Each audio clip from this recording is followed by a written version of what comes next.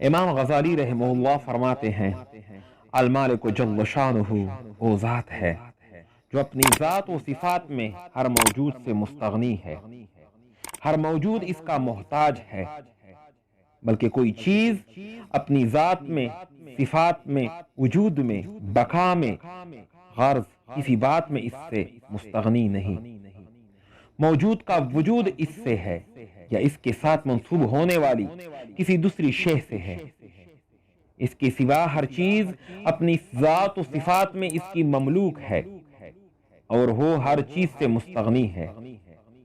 مخلوق اگر کسی چیز کی مالک ہے بھی تو اسے اللہ رب العزت کی جانب سے عارضی طور پر مالک بنایا گیا ہے، حالانکہ جس وقت وہ دنیا میں آئے تو کسی چیز کے بھی مالک نہ تھے، اور جو ملکیت انہیں اب حاصل ہے یہ ملکیت بھی عارضی ہے، کسی بھی وقت ان کی ملکیت زائل ہو سکتی ہے، اور ان کی ملکیت بھی چیدہ اشیاء پر ہے، جبکہ المالک جل شانہ کی ملکیت اس کے برخلاف کائنات کے ذرہ ذرہ پر ہے۔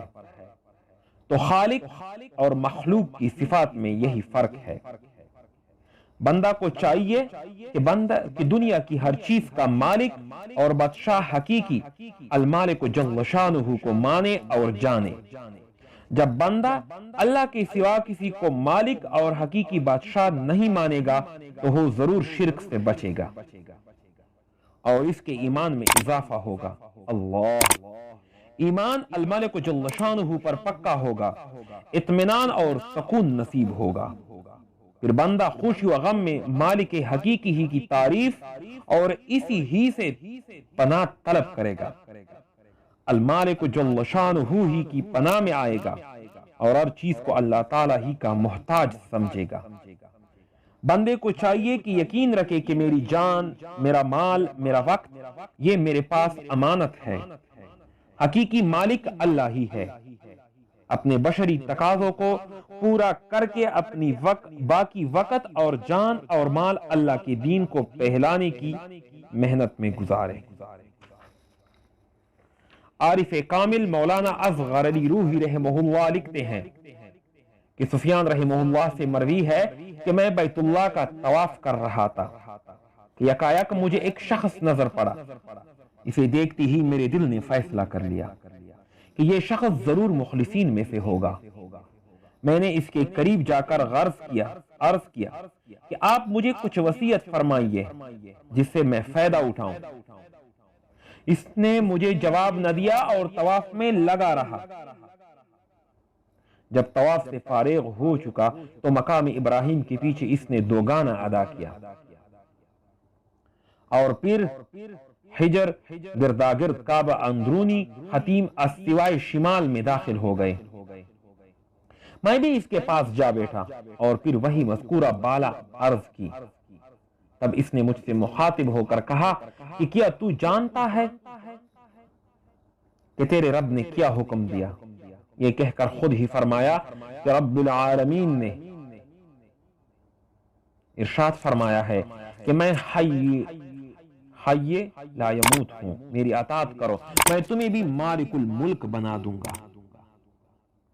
میں وہ بادشاہ ہوں کہ جب کسی کو امر کرنا چاہتا ہوں تو وہ امر میرے ارادے کے ساتھ ہی واقع ہو جاتا ہے۔ میری اطاعت کرو، میں تمہیں بھی ایسا بنا دوں گا کہ جب تم کسی امر کا ارادہ کرو گے وہ امر اسی وقت موجود ہو جائے گا۔ اللہ اتنا کہا اور وہ بزرگوار میری آنکھوں سے اوجھل ہو گیا۔ میں حیران رہ گیا اور سمجھا کہ خضر علیہ السلام تھے۔ المالک جل شانہ کی کئی خواص ہیں جن میں بڑے 7 خواص میں یہاں آپ کے سامنے عرض کر رہا ہوں۔ المالکوں کا پہلا خاص صفت یہ ہے جو شخص اس اسم کو زوال کے وقت 120 بار پڑھے اللہ تعالیٰ اس کی صفائی قلب اور غنا عطا فرماتا ہے، خواہ غنا ظاہری ہو خواہ باطنی ہو۔ دوسرے نمبر پر المالک جل شانہ کا صفت یہ ہے جو شخص مالکوں کو پڑھتا ہے کا نفس اس کی اطاعت کرتا ہے اور اسے عزت و حرمت حاصل ہوتی ہے۔ المالکوں کی تیسری صفت یہ ہے جو سورج نکلنے کے وقت 3000 بار یہ اسم مبارک پڑے گا، وہ جو مراد مانگے گا حاصل ہو جائے گی۔ المالکوں کی چوتھی صفت یہ ہے مال اور ملک والا آدمی، حکمران یا بڑا عہدیدار اگر یہ اسم القدوسوں کے ساتھ ملا کر پڑھے، القدوسوں کے ساتھ ملا کر پڑھے گا، اس کا مال و ملک قائم رہے گا۔ المالکوں کا پانچواں صفت یہ ہے جو اس المالکوں کو فجر کے بعد 120 بار پڑھنے کا معمول بنائے، اللہ تعالیٰ اسے اپنی عنایات کے ذریعے غنی فرما دیتا ہے۔ المالکوں کا چھٹا صفت یہ ہے کہ اگر حکمران اسے پڑھنے کا معمول بنائے تو بڑے بڑے سرکش اور متکبر لوگ ان کے مطیع و فرمان بردار بن جائیں گے۔ جبکہ المالکوں کا ساتواں صفت یہ ہے جو کوئی روزانہ صبح کی نماز کے بعد یا مالک کو کثرت سے پڑھا کرے گا، اللہ تعالیٰ اسے غنی فرما دے گا۔